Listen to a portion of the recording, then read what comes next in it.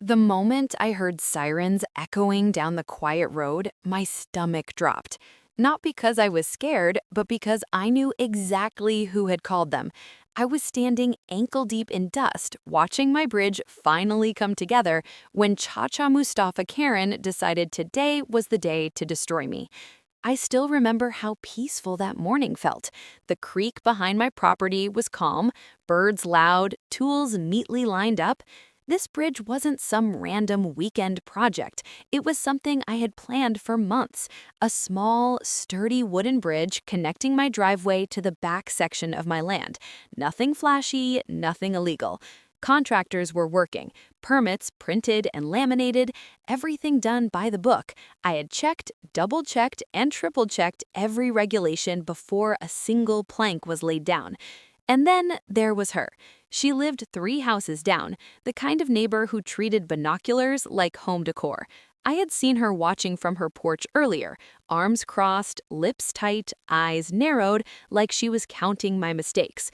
I ignored it. I always did. People like her fed on reactions, and I had learned long ago that silence annoyed them more than arguments. But around mid-morning, I noticed her marching toward us with purpose, phone in hand, not waving, not asking questions, just recording. She stopped right at the edge of my property and announced loudly so everyone could hear that what I was doing was highly illegal. She said I was damaging protected land, diverting water flow, violating Chacha Mustafa rules, county codes, environmental regulations. She threw every buzzword she could think of into the air like confetti. My contractors froze. One of them looked at me like, "Do we stop?" I calmly told her the bridge was permitted. I even pointed to the permit posted clearly on a wooden stake. She didn't look. She didn't care. Instead, she smiled. Not a happy smile, but the kind that says, "I've already decided how this ends." She stepped back, dialed her phone, and said the words that made my blood run cold. Yes, I'd like to report an illegal construction project. Immediate danger. That's when I knew this wasn't about a bridge. Chacha Mustafa had no authority over this section of land, and she knew it, or at least she should have. But Karen had a habit of acting first and letting consequences sort themselves out later. She wanted control. She wanted to embarrass me. Maybe she thought she'd shut the project down permanently. When the police cars pulled up, lights flashing, the entire neighborhood seemed to materialize out of nowhere. Curtains twitched, phones came out. Karen stood proudly near the road, arms folded, nodding as if she'd just saved the community. An officer approached me first and asked who was responsible for the construction. I raised my hand, calm but annoyed, and said it was mine. Before I could say anything else, Karen cut in, explaining how people like me think rules don't apply to them. She talked fast, dramatic, pointing at the creek, the workers, the wood, me, like everything was evidence in a trial she was sure she'd already won. I felt that familiar mix of disbelief and frustration rise in my chest, not because the cops were there, but because she had escalated something so simple into a public spectacle. This was supposed to be a good day. Instead, it had turned into a standoff on my own land. As the officer asked for documentation, Karen leaned in closer, watching my face, waiting for panic, waiting for guilt, waiting for me to slip. She had no idea how badly she'd miscalculated, and standing there, holding my permit while the neighborhood watched in silence, I realized this was only the beginning of her mistake. The officer took the permit from my hand and studied it carefully, but Karen didn't wait. She never waits. She stepped closer, pointing at the creek like it was a crime scene, her voice rising so everyone nearby could hear. She claimed the water level had already changed, that wildlife was in danger, that she had spoken to people at Chacha Mustafa who agreed this whole thing needed to be shut down immediately. Every sentence came with confidence, even though none of it was true. The contractor stood awkwardly to the side, tools down, glancing between me and the officers. One of them whispered that they'd never seen someone so sure while being so wrong. I told him quietly to stay put. Inside, though, my patience was thinning. Karen wasn't just accusing me anymore. She was rewriting reality in real time. The officer asked her calmly if she had any proof of these claims. She scoffed and waved her phone. She said she had videos, emails, screenshots, and a whole file ready to send. When the officer asked to see them, she hesitated for half a second, just long enough for me to notice, then started scrolling aggressively, muttering under her breath. That hesitation told me everything. Still, she kept talking. She accused me of trying to intimidate her earlier, said I had smirked when she questioned the build, claimed I had dismissed her because she was just a homeowner. That part made a few neighbors murmur. I could feel eyes turning toward me, waiting for my reaction. That's what she wanted, for me to snap, to look guilty, to prove her story for her. I didn't. Instead, I answered every question slowly, clearly, letting the officer do his job. I explained the scope of the project, the inspections, the approvals, the environmental checks. Karen interrupted constantly, correcting me with information she clearly didn't understand. At one point, she actually told the officer that county permits don't override Chacha Mustafa authority, saying it like it was common knowledge. The officer raised an eyebrow at that. Another patrol car arrived, then a third. Karen's confidence seemed to grow with every flashing light. She stood taller, louder, as if the presence of more uniforms validated her behavior. She started demanding that the construction be stopped immediately, insisting someone be fined, arrested, or at least written up. She kept using the phrase, "set an example," and every time she said it, her eyes flicked toward me. Then came the moment that shifted everything. One of the officers asked Karen directly whether she was representing Chacha Mustafa officially. She said yes without hesitation.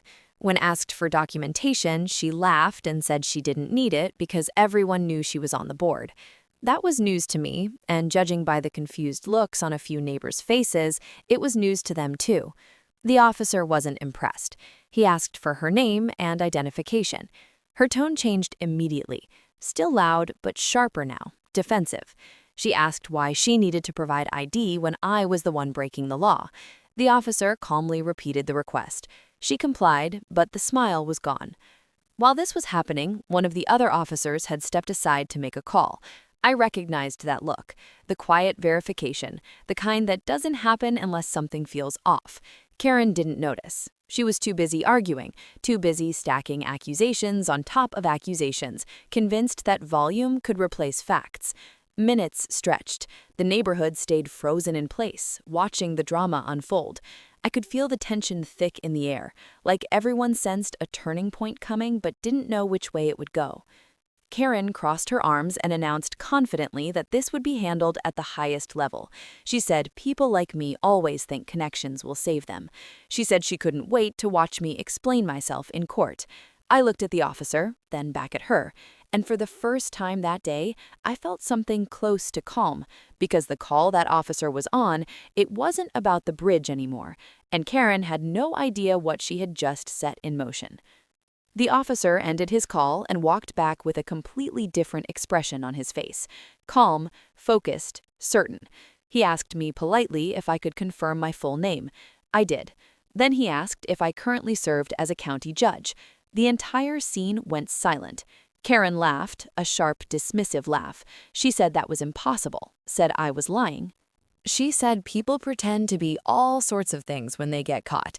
She actually rolled her eyes and told the officer not to let me play games. That's when the officer turned to her and said very clearly that my credentials had just been verified. You could feel it, the shift, like the ground moved under her feet. Her face drained of color, her mouth opened, then closed. For the first time since this started, she had nothing ready to say. She tried to recover, saying that even if I was a judge, that didn't mean I was above Chacha Mustafa law. The words came out weaker this time, rushed, desperate. The officer didn't argue. He simply explained that the land wasn't under Chacha Mustafa authority, that the permits were valid, and that calling in an emergency report with knowingly false claims was a serious issue. As he spoke, Karen's posture collapsed. Arms uncrossed, shoulders slumped, her eyes darted around, looking for support that wasn't there.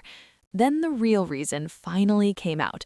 Another neighbor stepped forward and admitted that Karen had been furious about the bridge for weeks, not because of regulations, but because it blocked her preferred walking view. She liked being able to see straight through my property to the creek. The bridge ruined that. It reminded her that the land wasn't hers to control. Karen exploded, denying it, accusing everyone of turning against her. But it was over. The officers explained that she had misrepresented herself as a Chacha Mustafa board member, filed a false police report, and attempted to interfere with a permitted construction project. Every accusation she had thrown at me was now circling back to her. When they asked her to turn around, she froze. Then she started crying loudly, saying she was just trying to protect the neighborhood, saying no one appreciated her efforts. It didn't matter. The handcuffs clicked shut anyway. The crowd didn't cheer. They didn't need to. The silence said everything. As the police led her away, one of the officers apologized to me for the disruption. I told him it was fine. The contractors picked their tools back up. The creek flowed the same as it always had. The bridge went up exactly as planned. And as I watched Karen disappear down the road she'd once tried to control, I realized something important. Power doesn't come from yelling the loudest. It comes from knowing the truth and letting it speak for itself. If you enjoyed this story, make sure to hit that subscribe button. Every single subscription motivates me to bring you even more exciting and dramatic Chacha Mustafa stories. And don't forget to tap the bell icon so you never miss a new upload. I'll see you in the next story, where justice gets even more satisfying.